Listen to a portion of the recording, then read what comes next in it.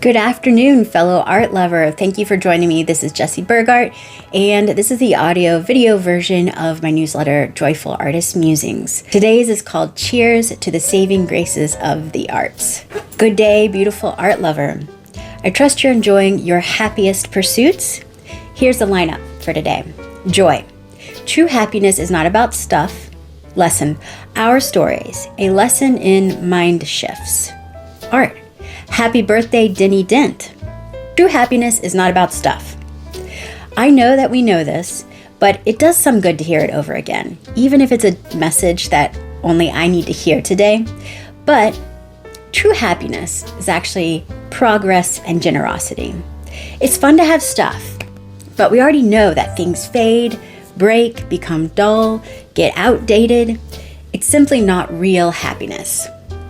On the other hand, a little inner drive towards something meaningful, well, that never fails to bring us happiness. That does not rust or break. And once we progress, we get to share and celebrate.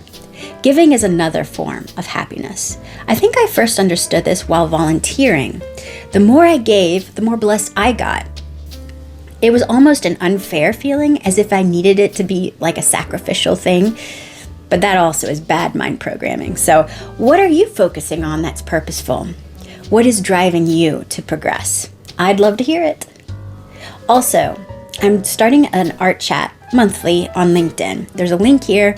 It's the second Thursday of every month at 7 p.m. Eastern Time. I hope you can join. Our stories, a lesson in mind shifts. Sometimes our own stories can be used against us, not by other people, but by our own minds. The narrative we hold is the way we view, and the way we view is the way we experience life. I heard it said that we should marry the truth in our stories. So what exactly does that mean? That means we can change our story. Let's consider simple examples. These are pretend childhood examples. But let's say instead of feeling a sad misfortune of not having a bicycle, self-pity that is, we change the automatic narrative to a new one. We change it to, the truth is, I really did enjoy my walks with my mom and my siblings, and I'm glad that we had the personal time that we did have together. Here's another one. Instead of being cranky about not getting fast food, we change the story to, even though I thought I needed a greasy meal, I was wrong. Instead, I was given a nutritious meal that started the good habits which made me strong and fit.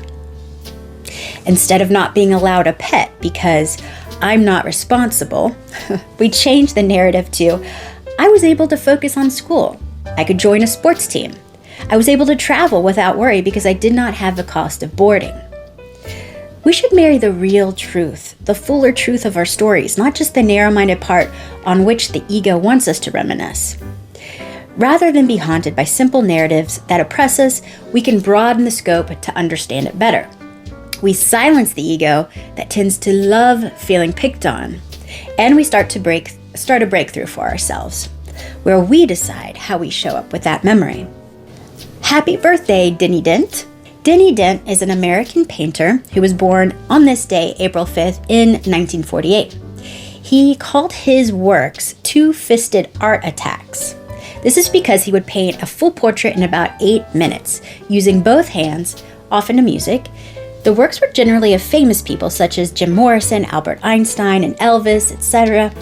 His family, all of his family were made up of artists, and his mom always told him that he was an artist, even when he was a child. As you might imagine, the speed and style of his work was like a performance. And that's what he'd do. He'd perform at concerts like Woodstock. So, happy birthday, Denny Dent. You made the most of your time, short-lived on Earth, but legacy does not die. You truly did promote the saving graces of the arts. Beautiful. So, happy creating, friends. See you again soon. Ciao.